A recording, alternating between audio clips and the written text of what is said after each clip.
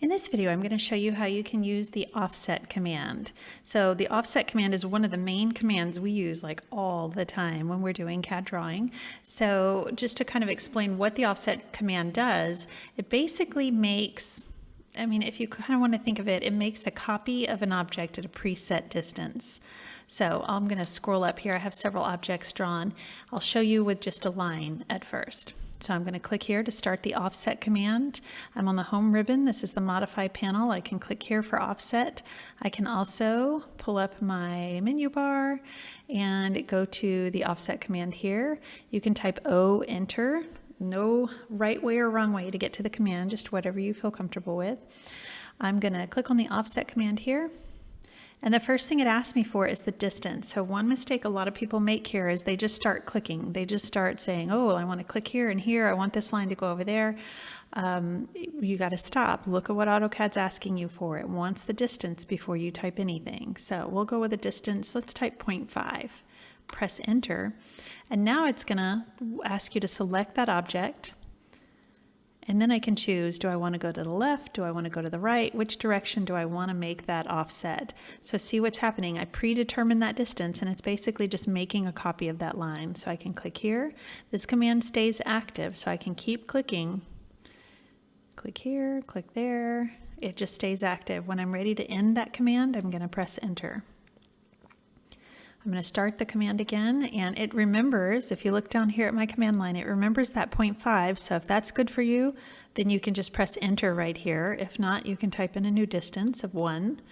Click here, and you see it's just making a copy of that object.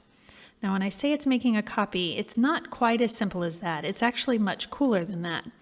We're going to do the offset command. We're going to click on this circle, and we'll go with a distance of 1.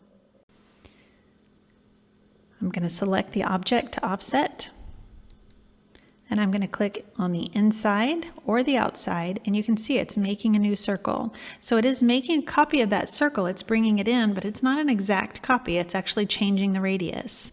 So if I'm doing an offset of 1, then it's got a radius of 0.5 difference. There we go, here to here. Here to here, and you can see I can just keep going with this. You do get to a certain point where you can't make an offset anymore. It's too, my offset distance of 1 is too big to go to the inside anymore. I'll come over here, click on this object. I can make my square bigger. I can make my square smaller. And you can see, so it's not exactly making just a copy. These squares are actually getting physically smaller.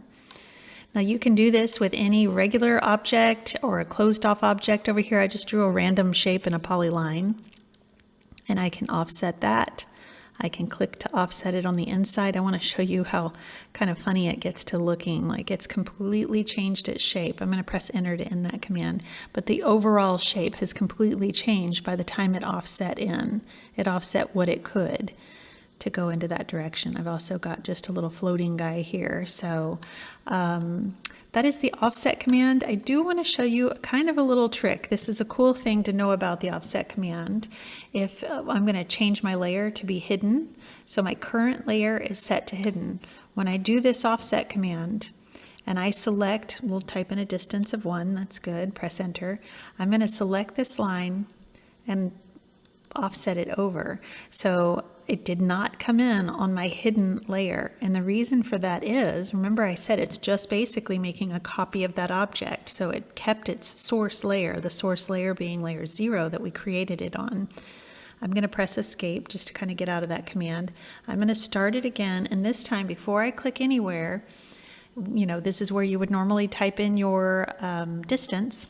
I'm going to type L for layer, and I know I can type L for layer because if you look at the command line, the capital letter is L. It is also blue. I could also do my down arrow key to go down here, either way. So I'm going to go to the layer option, and notice I have 2 different layer options here. Source is what it defaults to, and that's the reason my current layer is hidden, but it still made that offset on layer 0. I can change that to current, C enter or the up arrow to get to current.